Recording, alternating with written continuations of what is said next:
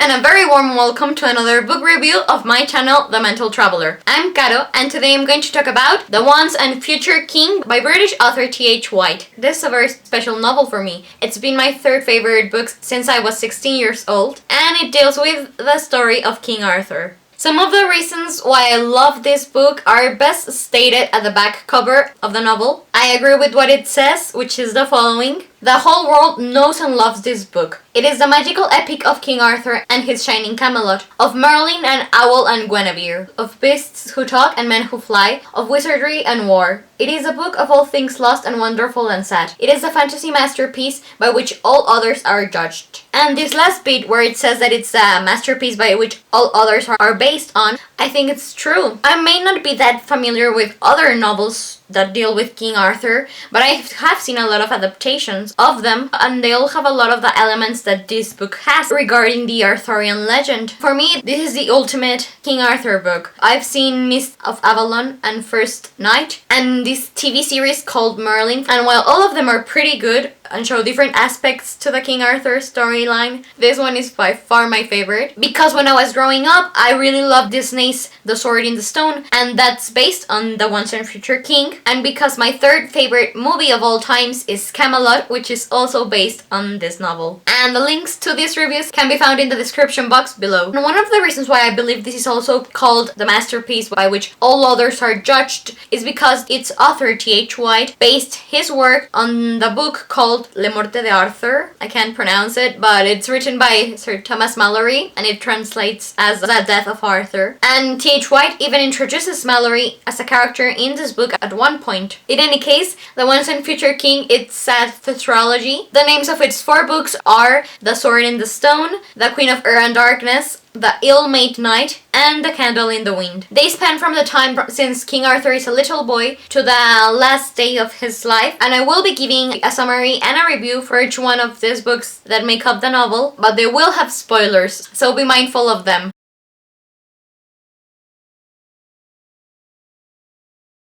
This is the first book, and it deals with King Arthur as a little boy and the adventures he lives once Merlyn the magician comes into his life. This novel, Arthur is living in this castle owned by Sir Ector, who is his foster father, because when he was a baby, Merlyn took him away from his parents so that his true identity could be kept hidden and he could be raised by Sir Ector, who is a kind man and treats Arthur decently. Sir Ector even has this son called Kay, who is around Arthur's age. They spend their days hawking and hunting and learning how to be a knight, and when they grow up, Kay's meant to become a knight and Arthur his squire. And Arthur is a likable young boy. He's a little bit naive and innocent at points, but his introduction as the protagonist of The Once and Future King is very enjoyable, and I just love this period of his life because knowing what will happen to King Arthur later on, I think these are the happiest days of his life when he is a child. But anyways, one day the life of this ordinary 12th century boy changes forever and it becomes extraordinary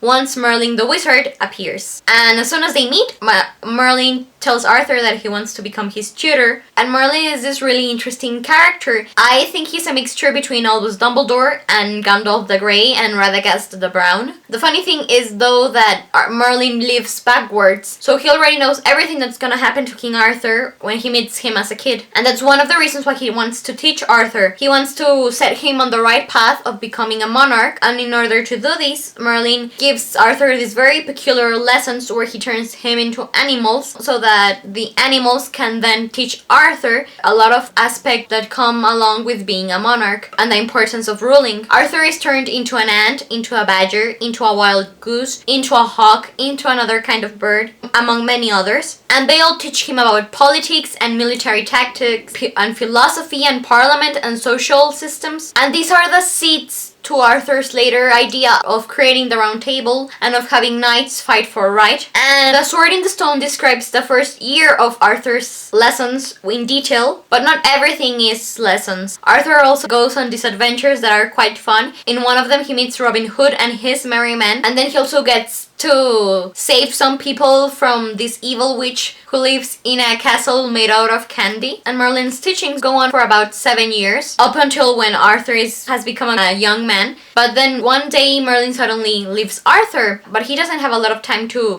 feel abandoned and depressed because he has to accompany Kay and Sir Ector, his foster brother and father, to London, where there's going to be this big jousting tournament in order to see who will become the new king of England, because Arthur Pendragon, the previous ruler, has just died, leaving no apparent heirs to the throne. So Arthur goes to London, and as fate would have it, he ends up running through the streets of the capital in search for a sword for his foster brother Kay. And he finds this empty churchyard where there is a sword stuck in an anvil, and he has no idea that this is a very special sword. So he tries to take it out, and it doesn't come out quickly or smoothly. But then as he's trying to take the sword out of the stone, all of the animals he met during his lessons as a kid come to him and start advising him on the best way to take out the sword. So Arthur takes out the sword finally, having no idea that whoever takes it out is meant to become king of all England. But then we also get another explanation for this, because Arthur is actually the late king's son, so that was why he could take out the sword when nobody else could. And then the novel ends with Arthur, who has just been crowned, feeling a little bit clueless and out of place in his new position. But then Merlyn reappears into his life and assures him that he will be a good king, but he has still a lot of things to learn. But Arthur is just happy to have his friend back again by his side in his first years of ruling. I really enjoyed this book. I think that in the times we live in, it's a really good thing for humanity to have around these novels that deal with how the simplest pleasures can bring joy to people's lives. Even though it's the most innocent novel out of the four that make up The Once and Future King, it never bored me. Even if at times it was a little bit childish, T.H. White's writing was really entertaining. And he comes up with the silliest things but states them in such a matter-of-fact tone and in such a serious conversation that had me laughing. And there were even parts where the author would stop the story and begin addressing the audience in a very personal approach, and he would start talking about Hitler or about Sherlock Holmes. And that didn't turn out as something that was bothering me because it was taking me away from the plot. It was good fun. Maybe this could be a little bit lazy of the author, that there are parts of the Arthurian legend that he clearly states in his novel. I'm not gonna write about this because you can find a better account for it in Le Morte d'Arthur, the book Thomas Malory wrote. But in the end, The Once and Future King describes pretty well this part of King Arthur's life, and it gives a fairly accurate idea of what life in the 12th century would have been like in Great Britain. It left me with a lot of knowledge in diverse areas, for example, falconry, hawking, hunting, what being a knight entails. And I want to mention that I think J.K. Rowling based a lot of her work in Harry Potter in The Sword in the Stone, because the relationship between Arthur and Merlyn is very similar to that of Dumbledore and Harry Potter. And there are many elements in the Potter books that first appear in The Once and Future King. For example, references to the Mandragora plant. And then there's even this really funny knight on a quest in the novel that's called Sir Pellinor that I think was an inspiration for Rowling to write Sir Cadogan in Harry Potter. In any case, I think this is my favorite book in The Once and Future King, and I give it a rating of 5 out of 5 stars. This novel starts with the early years of King Arthur's reign, and not everyone is very happy that Arthur is king, so he has to go on these campaigns to settle down things and disputes and conquer his enemies, and Merlyn tags along with him. He's always encouraging Arthur to think for himself, to not depend so much on his tutor, and he even shows him that fighting is not the glorious thing that people claim to be in that time. And through this thinking process, Arthur finally comes up with the idea of the Round Table and how might should be used for right by the knights of the world, and that inspires him to form this new order of chivalry, which will invite knights all over the world to come and fight in Arthur's name for the sake of the people. And we see Arthur grow up and mature and really stand up on his own 2 feet. He still makes a lot of mistakes, seeing as he's very young, but we see the beginnings of the great monarch he will one day become. But this book doesn't only deal with King Arthur. We also get some backstory on how his parents met. Igraine, his mother, was this married woman with 3 daughters,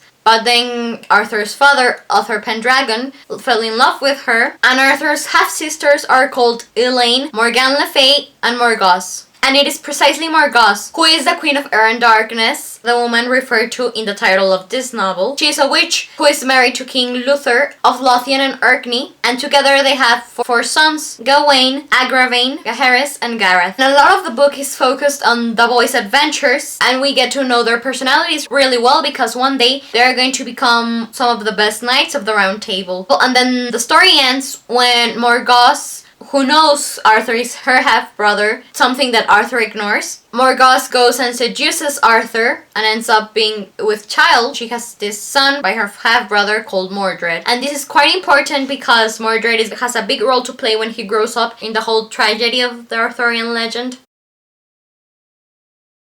I didn't enjoy this book as much as The Sword and the Stone, but it shows a lot of things and actions that will end up having repercussions and consequences in later books, so that was interesting to read. And in the end I give this book 4 out of 5 stars because of 2 details. The first one would be that there's this whole comic relief storyline going on that deals with this monster called the Questing Beast, and it was funny, but it was way too long. And the other thing would be how Arthur's reaction is written whenever Merlyn tells him something about his future. For example, Merlyn warns Arthur that Lancelot and Guinevere, his best friend and his future wife, are going to have an affair one day. While I agree that it's natural for Arthur not to want to know what's gonna happen to him, T.H. White writes Arthur as sort of being skeptical about that ever happening, and he sort of dismisses it from his mind. And that's silly because Arthur always pays attention to anything Merlyn says, so it was weird to see him disregard warnings only because he doesn't like them when he usually listens to anything Merlyn has to say. In this book, King Arthur's reputation as this grand leader has already been established, and the Round Table has already been created, and it's growing quite popular among the courts of Europe. And in France, there is this man called Lancelot du Lac, who is a prince and is described as being very ugly, but he is the best fighter in the world and he wants to join the Round Table. And the reason why it is believed that he is the best knight in the world is because he is very pure of heart and body and spirit and mind. And this is precisely what King Arthur wants. He represents the ideal knight to Arthur because his mind was shaped into what Arthur wanted young people to be like. And in return, Lancelot's biggest ambition is to be Arthur's most loyal knight and best friend, but of course he doesn't count with the fact that he's going to fall deeply in love with Guinevere. This book, right from the start, when he realizes his feelings for Arthur's wife, Lancelot goes away on these quests and adventures because he needs to get away from the temptation of being around Guinevere. And I really like the fact that the author points out that all of these great adventures that make up Lancelot's reputation as the best knight in the world weren't done because it was the right thing to do, but rather because he wanted to get away from Guinevere. And Lancelot doesn't really only want to get away from Guinevere because she is Arthur's wife, but because there's this whole sense of chivalry and Christianity engraved in him, and because losing his virginity would mean that he would lose his chance at performing a miracle. But then one night he's tricked into sleeping with this young girl, and once he's lost his virtue, he runs back to Guinevere's side and they finally consummate their relationship. The ill-made night doesn't only describe the love affair between these two, it also goes on to explain the quests knights went on during King Arthur's time, and we also get to see the crusade in search for the Holy Grail, and that was really interesting if you like history. And towards the end of the novel, Mordred, King Arthur's natural son by his half-sister, comes along. Mordred has become this grown man who is very resentful towards Arthur, and he dreams with destroying the perfect world that Arthur has envisioned Camelot to be. And Mordred sees his chance at doing this by publicly denouncing Lancelot and Guinevere of high treason for their affair. So he begins to set into action these motions that will bring about the downfall of Camelot.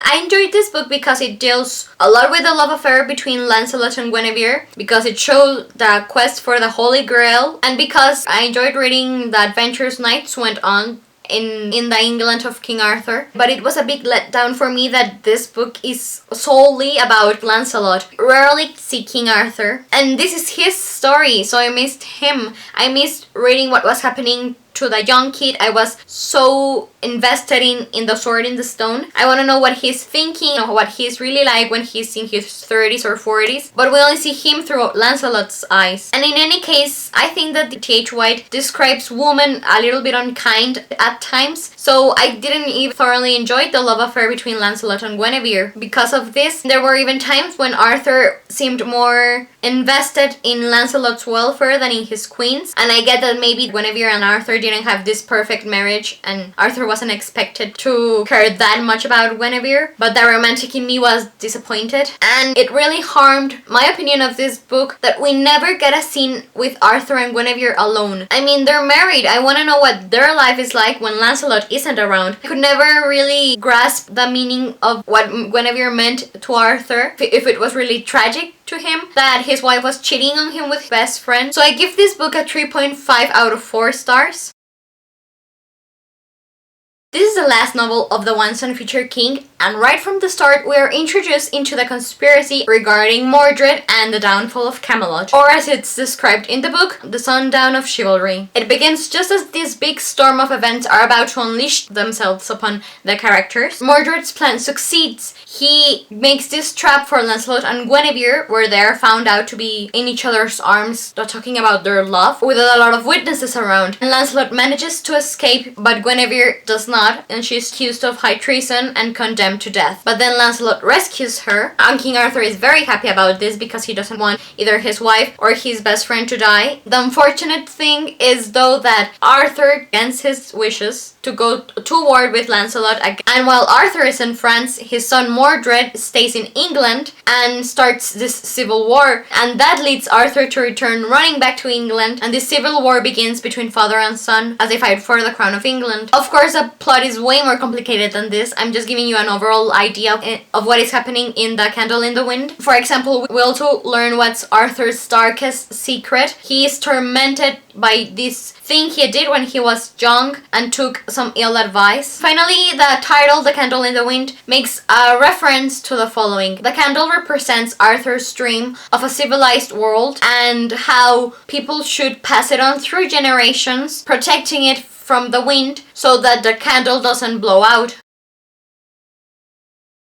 I give this book 4.5 out of 5 stars because it's very nostalgic, and that's something that I feel drawn to when reading. And it's nostalgic because we see this evolution in Arthur from a tired middle-aged man to a sick old man, and it was heartbreaking to remember that this old man was once a young boy playing in the kennels of Sir Ector's castle at the start of the novel. But also, I love this book because it's very poetic and beautifully written. At the start, there is this chapter between Lancelot and Guinevere, and that single chapter makes me root for them in a way that the previous book that deals a lot with their relationship never did. This love between middle-aged people is described really touching, and T.H. White finally writes Guinevere in a manner that made me feel empathy for her. Before I wish you all a very lovely day, I want to mention that there is a sequel to The Once and Future King called The Book of Merlyn. I haven't read it yet, so I cannot review it, but it deals with the final hours of King Arthur's life. He's really wretched because he has to fight his son. His dream of Camelot ended up being destroyed by his son and his past sins. While he's thinking about this, Merlyn comes along and he gives Arthur some sort of lesson similar to the ones he gave him as a kid, and Arthur is visited by all of these animals he knew as a young boy when he was transformed into one of their species. Together they learn about war and why battles occur. And finally, I wanna quote this review by the Minneapolis Tribune that they did on the novel The Once and Future King, because it's my favorite review I've ever read, and it really captures the essence of the novel. A gay, warm, sad, glinting, rich, mystical, true, and beautiful tapestry of human history and human spirit. Read it and laugh. Read it and learn. Read it and be glad you are human. So this is it finally. Thank you very much for watching my book review of The Once and Future King. Please comment if you liked it or not, if you agree with me or not, if you now want to read it or not, or just share your thoughts about anything regarding this novel. Please, you're very welcome to do so. In the description box you can find links to the Goodreads page of